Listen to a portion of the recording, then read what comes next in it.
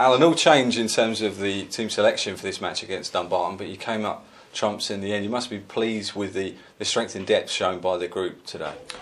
Yeah, I thought we were very professional today from the first whistle to the last, and they made the game a lot easier than what it could have been. I thought they moved the ball well. I thought they were patient. I thought they made good decisions in possession of the ball. I thought the movement and the game intelligence to keep picking up different positions and moving them about was very good. And once we managed to get the first goal, it puts the opposition in a real predicament. You know, do they come out and try and get an equaliser, or do they stick to their game plan? And you know, I thought at 2-0, I thought it was a platform for us to go on and win the game more comfortably, and so be it. You know, that we should have had 2 penalties, which is disappointing because it's a chance for a couple of the lads to get on the score sheet. But overall, I'm delighted. You know, 3 points is the most important thing. We're getting to that stage of the season now where it's great to put performances in, but when you're wanting to achieve something, it's all about results. What was your evaluation of the forward pairing of Dominic Malonga and Frank JJ? That was the first time we've seen them together. How do you feel they combined?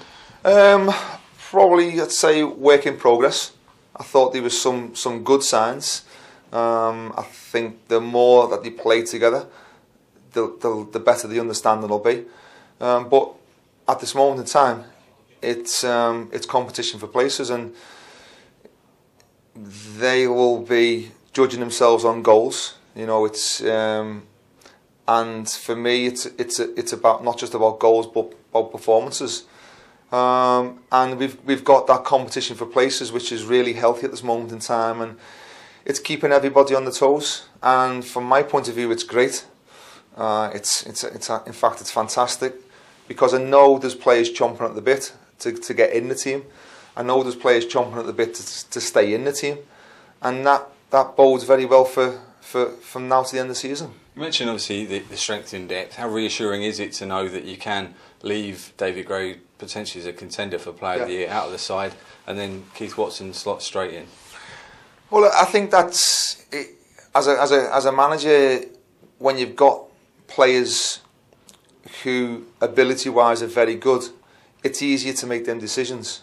And today, you know, David has been arguably our best player of the season up to now. You know, with a few others, but we do have to manage them. You know, we know we're hoping that we're going to have a busy running, whether that be in the cup and in the playoffs. So it's important that we manage them rightly, and when there's a chance to give players a rest or a breather, then we will try and do that. You know, David, before his operation, was an ever-present. Louis the same, and there's a few others that I'd like to give a rest, but we need to be very careful when and as we do it. Finally, Scott Allen obviously missed out through illness. Just how bad is that illness? Do you feel he could be back for Alloa? I hope so. Yeah, Scotty's been off all week with Sam. Sam's had the mumps, which is more serious than Scotty's. He won't like me saying that, because Scotty thinks Scotty's had a chest infection, and it's one of the worst chest infections that you've ever seen in your life. So in Scotty's eyes. So he's been down in the changing room today, feeling sorry for himself, and we've given him all the hugs and cuddles that he wanted and expects, and I'm sure he'll be okay after a couple more days.